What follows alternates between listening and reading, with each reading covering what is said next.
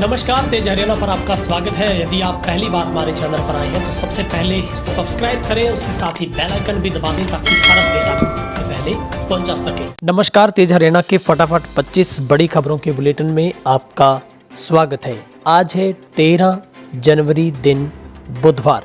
सबसे पहले तेज हरियाणा के सभी व्यूवर्स को लोहड़ी पर्व की बहुत बहुत शुभकामनाएं।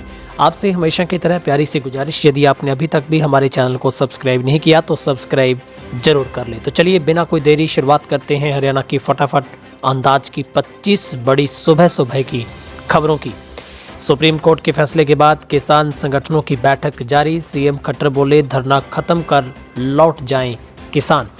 कृषि कानूनों पर सुप्रीम कोर्ट के द्वारा आगामी आदेश तक रोक लगा जाने के बाद हरियाणा की कुंडली बॉर्डर पर किसान संगठनों की चर्चा जारी है। इसी बीच प्रदेश के मुख्यमंत्री मनोहर लाल खट्टर ने किसानों से अपील की है कि वो शांतिपूर्ण तरीके से धरना खत्म करके घर लौट जाएं। साथ ही खट्टर ने विवादित कानूनों को देश भर के लिए हितकारी बताया। वहीं कोर्ट के फैसले का भी स्वागत किया। हरियाणा के मुख्यमंत्री ने चंडीगढ़ में मीडिया से रूबरू होकर कहा कि ये तीनों ही कानून वैसे तो देश भर के लिए बनाए गए थे, किसानों के हक में थे। कुछ किसान इसके पक्ष में भी नहीं थे और हैं भी, लेकिन कुछ लोगों द्वारा इसका विरोध कर रहे थे। अब सुप्रीम कोर्ट ने सारी स्थिति को ध्यान में रखते हुए इस पर स्टे लगा दिया है। उन्होंने कहा कि वे कोर्ट के फैसले का स्वागत करते हैं। बिना मतलब की राजनीति करने वाले बीजेपी को कोसना बंद कर दें। अब गेंद कोर्ट के पाले में चली गई है। अब कमेटी बनाए जाने की तो बात हो रही है, उसके निर्णय तक तो इंतजार करना ही होगा।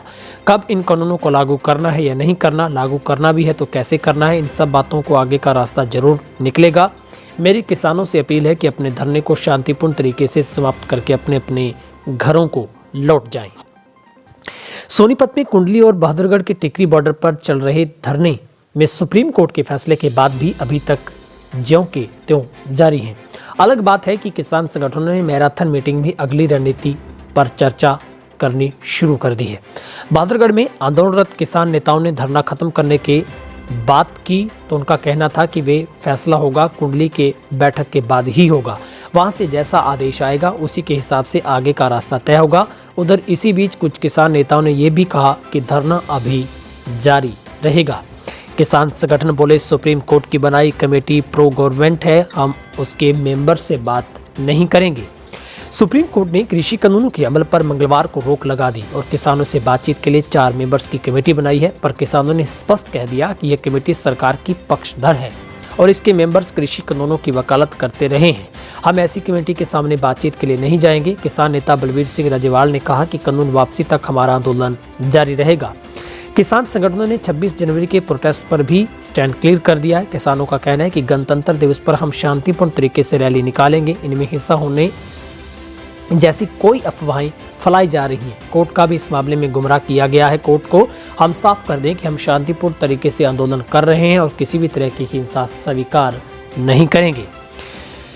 कानून के अमल पर रोक अंतरिम राहत है, पर ये हल नहीं। किसान संगठन इस उपाय की मांग नहीं कर रहे क्योंकि कानूनों को भी कभी भी लागू किया जा सकता है। यानी कि सुप्रीम कोर्ट के फैसले के बाद किसानों के 4 बड़े ऐतराज सामने आए हैं। दूसरे नंबर पर साफ है कि कई ताकतों ने कमेटी के गठन को लेकर कोर्ट को गुमराह किया। कमेटी में भी शामिल वो लोग हैं इन कानूनों को समर्थन करने के लिए जाने जाते हैं। आगे उन्होंने दलील दी किसानों की तरफ से कि ये कृषि कानून कॉर्पोरेट्स को खेती और मंडियों पर कंट्रोल करने का रास्ता बनाएंगे। इन कानूनों से किसानों पर कर्ज बढ़ेगा, उपज के दामों में कमी आएगी, किसानों को घाटा बढ़ेगा। सरकार द्वारा खरीदारी है वो कब होगी। किसानों की खुदकुशी और भूख से मौत बढ़ेगी। कर्ज के कारण किसानों को अपनी जमीनों से बेदखल होना पड़ेगा। चौथा जो कारण सबसे बड़ा बताया गया है, किसान सरकार से बातचीत करना चाहते हैं तो वो सुप्रीम कोर्ट से बातचीत नहीं करना चाहते। किसान सुप्रीम कोर्ट में खुद को रिप्रेजेंट नहीं कर सकते, इसलिए हम इस पर कोई कमेंट्स नहीं कर सकते, न ही इसका कोई विरोध कर रहे हैं।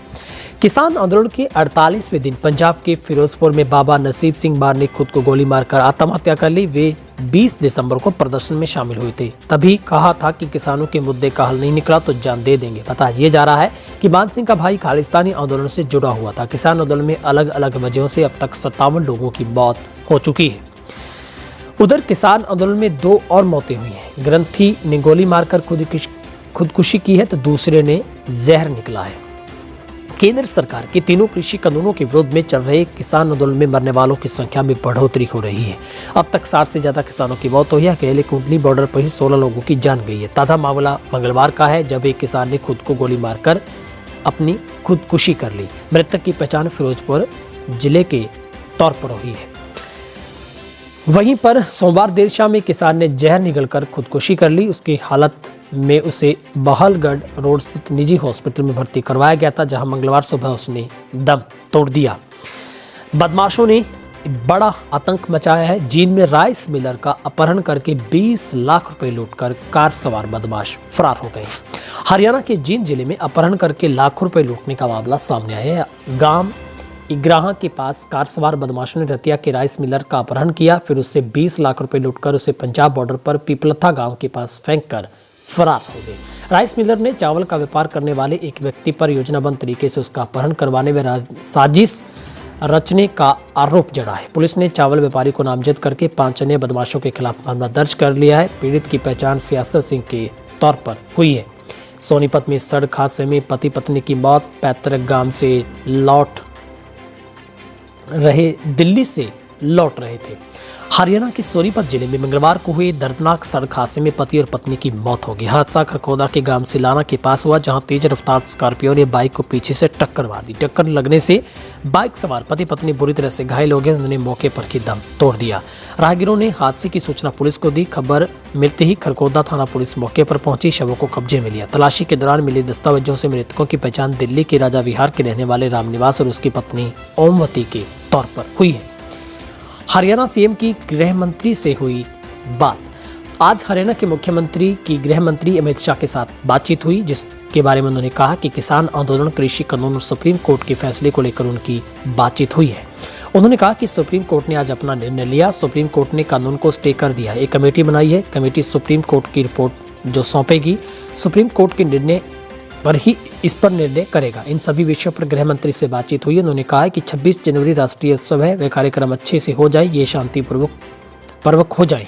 इन सभी विषयों पर बातचीत हुई। उन्होंने आशा जताई है कि सुप्रीम कोर्ट ने स्टे लगा दिया, आप किसान बंधु आंदोलन को स्थगित कर देंगे। हरियाणा की राजनीति के बारे में उन्होंने कहा कि हरियाणा में राजनीतिक माहौल ठीक है। जो राजनीतिक अटकलें लगाई जाती है, उन अटकलों में कोई दम नहीं है। हमारी सरकार सुंदर तरीके से चल रही है, पूरा कार्यकाल करेगी। किसान आंदोलन के दौरान किसानों पर हुए केस को लेकर मुख्यमंत्री ने कहा कि केस वापस करना पुलिस का काम होता है, पुलिस वेरिफिकेशन करेगी, यह सरकार का काम नहीं है। हरियाणा में कोरोना के 192 नए पॉजिटिव केस आए सामने। प्रदेश में 192 नए कोरोना केस के बाद अब पॉजिटिव केसों की संख्या 2,65,351 पर पहुंची। अभी भी 2441 मरीजों का इलाज जारी है, तो 8 मरीजों की और मौत हुई है। वहीं पर 290 मरीजों को डिस्चार्ज भी किया गया है और हरियाणा का रिकवरी रेट 97.96% पर स्थिर है। वहीं पर जींद, भिवानी जिले में कोई भी कोरोना का और महेंद्रगढ़ में पॉजिटिव केस पलवल सहित नहीं मिला है। वहीं पर चरखी दादरी से 1, नूंह से 3, कैथल फतेहाबाद से 4 केस, झज्जर से 1, सिरसा से 7, यमुनानगर से 9 पॉजिटिव मिले हैं। कुरुक्षेत्र से 7, पंचकुला से 15, रिवाड़ी से 3, रोहतक से 8, पानीपत से 4, करनाल से 17, बाला से 5, हिसार से 8, सोनीपत से 6, फरीदाबाद से 34 और गुरुग्राम से 56 लोगों की कोरोना रिपोर्ट है वो पॉजिटिव पाई गई है। सोनीपत में एसएचओ समेत 7 पुलिसकर्मियों के साथ मारपीट। सोशल मीडिया पर वायरल हुआ वीडियो। सोनीपत के कुंडली इलाके में हरियाणा पुलिस के एसएचओ समेत 7 पुलिसकर्मियों के साथ मारपीट करने का मामला सामने आया है। बताया जा रहा है कि कुंडली इलाके में उगाही करने गई सूचना मिली थी पुलिस को, जिसके बाद पुलिस टीम मौके पर पहुंची थी, लेकिन वहां पर मौजूद लोगों ने पुलिसकर्मियों को बुरी तरह से पीट दिया। फैक्ट्री मालिक की शिकायत पर एसएचओ रवि कुमार 7 पुलिसकर्मियों के साथ मौके पर पहुंच गए। उस उक्त संगठन के लोगों ने पुलिस को संभलने तक का मौका नहीं दिया और घेरकर मारपीट शुरू कर दी। पुलिस पर डंडों और पत्थरों से हमला किया गया।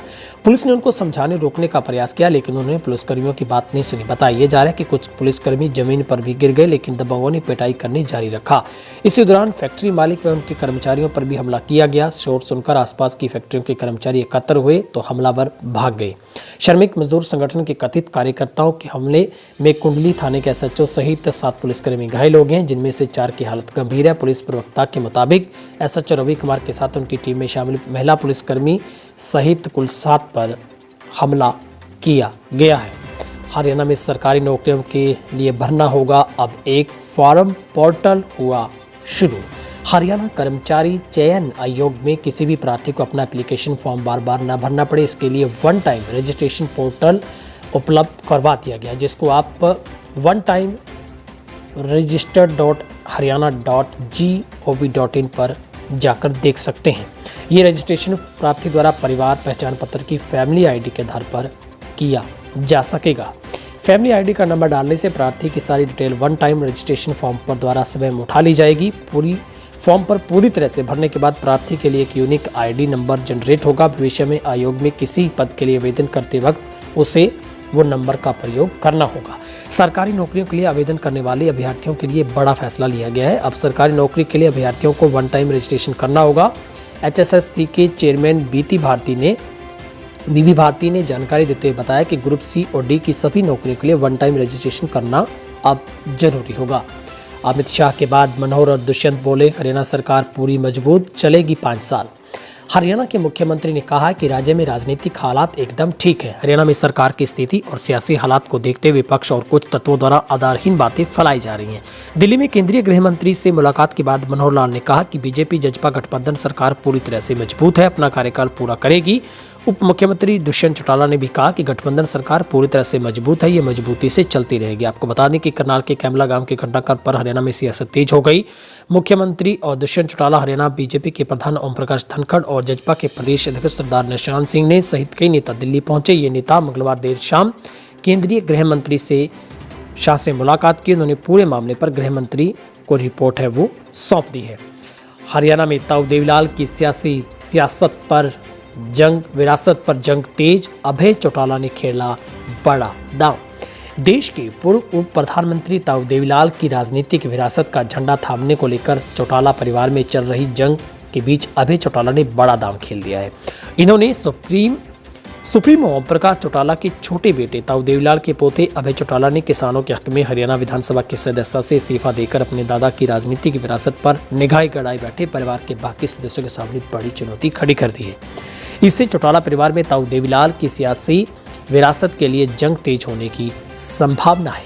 अभय चौटाला हरियाणा विधानसभा के इनेलो के एकमात्र विधायक हैं। इनेलो नेताओं का कहना है कि जिस तरह से पिछले 1 साल से वे अकेले ही किसान व जनहित के मुद्दों पर सरकार की नाक में दम कर रहे हैं, उससे कार्यकर्ताओं में उनकी पैठ बढ़ी है। ताऊ देवीलाल के परिवार से हरियाणा विधानसभा में इस बार 5 सदस्य चुनकर चुनाव जीतकर पहुंचे हैं। इनमें अभय चौटाला इनेलो से, दुष्यंत चौटाला जेजेपी से, उनकी माता नैना सिंह चौटाला जजपा और चाचा रंजीत सिंह चौटाला रानिया से निर्दलीय और अमित सिंह डवाली से कांग्रेस की टिकट पर चुनाव जीते हैं। विदेश भेजने के नाम पर 14 लाख की ठगी। कुरुक्षेत्र पुलिस ने पंजाब निवासी एक शख्स को विदेश भेजने के नाम पर धोखाधड़ी करने के आरोप में गिरफ्तार किया। आरोपी ने पीड़िता से विदेश भेजने के नाम पर 14 लाख रुपए ठगे थे, जो पंजाब के लुधियाना का रहने वाला है। पुलिस ने आरोपी की गिरफ्तारी के बाद अन्य तलाश जारी कर दी है। वहीं पुलिस ने आरोपी को 1 दिन की रिमांड पर लिया। जानकारी के मुताबिक कुरुक्षेत्र की शालू कालड़ा ने पुलिस में शिकायत दर्ज करवाई थी कि लुधियाना के एक रहने वाले शख्स ने उससे कनाडा भेजने के नाम पर 14 लाख की धोखाधड़ी की है। शिकायतकर्ता का आरोप है कि जब उसने पैसे वापस मांगे तो गाली गलौज की। आरोपी ने उसे पति को फंसाने के लिए झूठी FIR दर्ज करवा दी। इसके बाद पीड़िता ने कुरुक्षेत्र पुलिस अधीक्षक को अपनी शिकायत दर्ज करवाई। जज बनी किसान की बेटी, छठे प्रयास के बाद मिली सफलता। उत्तराखंड में जज के लिए चयन होने पर शिव कॉलोनी निवासी अंजू सिद्धू को नंबरदार एसोसिएशन हरियाणा ने सम्मानित किया है। PW के रेस्ट हाउस में आयोजित सम्मान समारोह में एसोसिएशन के प्रदेशाध्यक्ष आजाद सिंह खांडा, जीन प्रधान अजमेर सिंह सहित अनेक नंबरदारों ने अंजू को फूल मालाएं पहनाकर सम्मानित किया। प्रदीप सिंधु ने कहा कि अंजू किसान परिवार से है, उनके पिता राजेंद्र भी नंबरदार है। नंबरदार की बेटी की इस उपलब्धि पर प्रदेश भर के नंबरदारों को गर्व है। अंजू के साथ उनके पिता राजेंद्र, माता बिमला भी आई हुई थी। अंजू का गांव हिसार जिले के खांडा खेड़ी गांव में है और वे जींद की शिव कॉलोनी में रहते हैं। हरियाणा सरकार करेगी कैमला में हुए नुकसान की भरपाई। करनाल की कैमला गांव में किसान महापंचायत के दौरान बवाल में हुए नुकसान की भरपाई अब हरियाणा सरकार करेगी। इस महापंचायत के दौरान प्रदर्शनकारियों के विरोध के चलते टेंट, साउंड सिस्टम, कुर्सियों और किसानों की फसलों को काफी नुकसान पहुंचा था। इसको लेकर सत्ता के विधायक और कार्यक्रम के संयोजक हरविंदर कल्याण ने कहा है कि जो भी नुकसान हुआ उसकी भरपाई सरकार करेगी। उन्होंने कहा कि कुछ कमियां रही जिसके चलते ये सब उपद्रव वहां देखने को मिला था। वहीं हरविंदर कल्याण ने किसानों और प्रशासन का धन्यवाद भी किया। उन्होंने कहा कि प्रशासन के संयम की वजह से कोई अप्रिय घटना वहां पर नहीं हुई। कांग्रेस विधायक का बड़ा आरोप, बोले कैमला में बीजेपी कार्यकर्ताओं ने किसानों पर किया था हमला। भाजपा महापंचायत कैमला में हुए बवाल के बाद सीएम मनोहर द्वारा इसके लिए कांग्रेस को जिम्मेवार ठहरा जाने पर कांग्रेसी भड़क गए हैं। पूर्व शिक्षा मंत्री गीता बुक्कल के बाद अब बादली के विधायक डॉक्टर कुलदीप वत्स ने भी इस मामले में सीएम पर जवाबी हमला बोला है। सच्चाई तो यह है कि कैमला गांव के किसान महापंचायत में बीजेपी कार्यकर्ता ही किसान बनकर गए थे। उन्होंने कहा कि वहां शांतिपूर्ण ढंग से विरोध कर रहे किसानों पर हमला बोला। उसके बाद वहां पर बवाल मचना स्वाभाविक था। पत्रकारों से रूबरू होते हुए डॉक्टर कुलदीप वत्स ने कहा कि इस मामले में कांग्रेस को पूर्व सीएम हुड्डा पर आरोप लगाने से पहले सीएम खट्टर साहब अपने घर में झांके, क्योंकि भाजपाई कभी किसानों को पाकिस्तानी कहते हैं तो कभी खालिस्तानी, लेकिन ये दावा करते हैं कि किसानों ने कृषि अध्यादेशों को लेकर जो शांतिप्रिय अनुशासित ढंग से अपना आंदोलन चलाया, ऐसा आंदोलन उन्होंने कभी नहीं देखा है। इनेलो विधायक अभय चौटाला का इस्तीफा स्वीकार होना नहीं संभव नहीं है। इनेलो के प्रधान महासचिव एलनाबाद के विधायक अभय सिंह चौटाला ने किसान आंदोलन के समर्थन में कृषि कानूनों के विरोध में अपना इस्तीफा हरियाणा विधानसभा के स्पीकर ज्ञानचंद गुप्ता को भेजा है, लेकिन उनके इस इस्तीफे पर बहस शुरू हो गई है। कोरोना वैक्सीन के हरियाणा में आने को लेकर एक राहत भरी खबर है। हरियाणा में लोहड़ी के पर्व पर कोरोना वैक्सीन के लाखों डोज बुधवार को पहुंचेंगी। इस बारे में हरियाणा स्वास्थ्य विभाग के अतिरिक्त मुख्य सचिव राजीव अरोड़ा ने बताया कि हरियाणा में कोरोना रोधी वैक्सीन के 2,60,000 डोज कल पहुंच जाएगी। किसान आंदोलन के बीच कर्मचारी और मजदूर संगठनों ने लघु सचिवालय पर हल्ला बोल दिया है।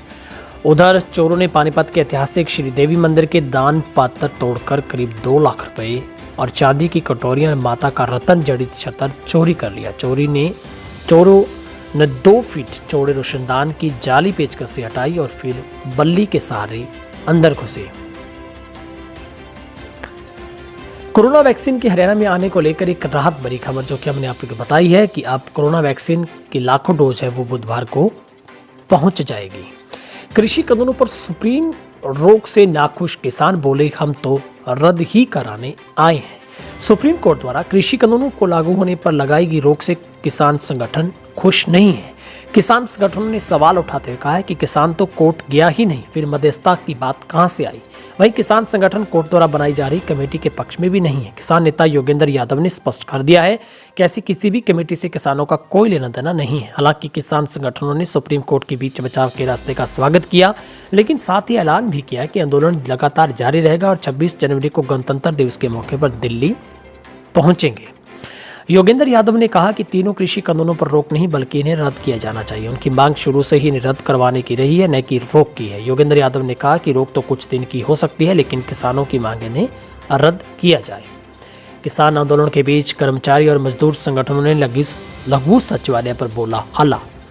फतेहाबाद में किसान आंदोलन के बीच विभिन्न ट्रेड यूनियनों ने जुड़े कर्मचारी मजदूर और भट्टा मजदूर संगठनों ने मंगलवार को लघु सचिवालय पर प्रदर्शन किया। लघु सचिवालय के बाहर एकत्र हुए संगठनों ने शुरू से लोगों ने सरकार की नीतियों के खिलाफ जमकर नारेबाजी की। बाद में जुलूस की शक्ल में लघु सचिवालय में प्रवेश किया। प्रदर्शन को देखते हुए पुलिस बल लघु सचिवालय में तैनात किया गया था। बैरिकेडिंग भी की गई थी, मगर प्रदर्शनकारियों ने बैरिकेडिंग के बावजूद न केवल लघु सचिवालय में प्रवेश किया बल्कि जोरदार प्रदर्शन भी किया गया।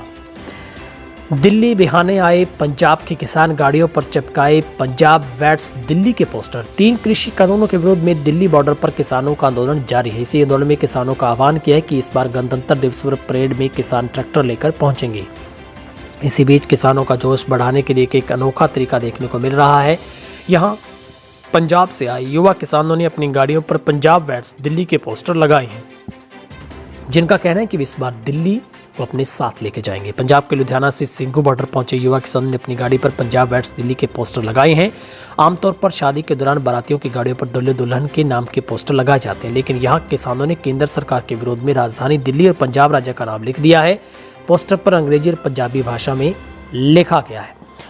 वहीं पर 2 लुटेरे ऐसे भी हैं जो देते थे दबे खजाने का झांसा। दिल्ली, हरियाणा समेत अन्य राज्यों में कर चुके हैं ठगी। घर पर दबे खजाने का झांसा देकर लोगों से ठगी करने वाले 2 तांत्रिकों को क्राइम ब्रांच सेक्टर 48 ने गिरफ्तार किया। आरोपियों की पहचान है वो सहारनपुर यूपी के तौर पर हुई है। गत दिवस नीतू निवासी सेक्टर 58 ने पुलिस को शिकायत दी थी उनके घर पर कुछ दिनों से अजीब तरह की आवाजें आ रही, जिस कारण उनके तांत्रिकों का सहारा लिया। कुछ तांत्रिकों से संपर्क किया। तांत्रिकों ने घर में प्रवेश करते ही ड्रामा शुरू किया। कहा कि उनके घर में तो खजाना दबा है, खजाना निकाल देंगे, लेकिन इसकी एवज में 25% रुपया लेंगे। घर की समस्या का समाधान करने और खजाना निकालने के चक्कर में झांसा देकर आरोपित तांत्रिक घर से कुछ पैसे लेकर फरार हो गए, जिसके बाद धोखाधड़ी का मामला थाना सेक्टर 58 में दर्ज किया गया था। अब सीबीआई खंगालेगी पानीपत के 3 मासूमों की मौत का राज। हरियाणा की पानीपत के गांव बिंजोल में हुए 3 मासूम बच्चों की मौत की जांच अब सीबीआई को सौंपी गई है। सरकार ने यह मामला सीबीआई के सुपुर्द कर दिया है। इस मामले में वहां के एसपी और एफएसएल ने जांच की तो इस बच्चों की मौत का कारण पानी में डूबना बताया था, लेकिन बच्चों के परिजन इस बात से संतुष्ट नहीं थे। परिजनों ने मामले की जांच सीबीआई से करवाने की मांग की थी। मामला गृह मंत्री अनिल विज के दरबार पहुंचा था, जिसके बाद विज ने यहां जांच सीबीआई के सुपुर्द करने की संतुष्टि कर दी थी। अब मुख्यमंत्री ने सीबीआई जांच के लिए हामी भर दी है। पिछले साल 7 जुलाई को पानीपत के बिंजोल गांव के 3 बच्चे वंश, वरुण और लक्ष्य लापता हो गए थे। परिजनों का आरोप था कि उन्हें बच्चे पतंग के लिए डोर खोज रहे थे तो डाई हाउस मैनेजर ने बच्चों को मारकर रजवाड़े में फेंक दिया था। फिलहाल हरियाणा की फटाफट 25 खबरों में आज के लिए इतना ही।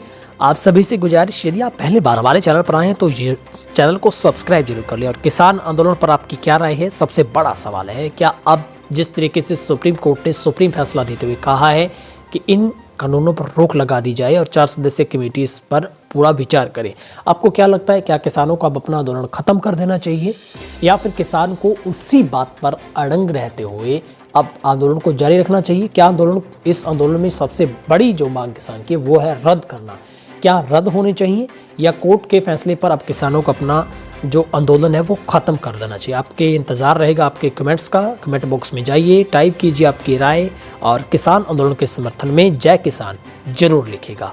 आप सबका दिन शुभ रहे। बहुत बहुत शुक्रिया। 20 वर्षों से विश्वसनीय शिव पैथोलॉजी लैब नजदीक राज हॉस्पिटल मंडी डबवाली।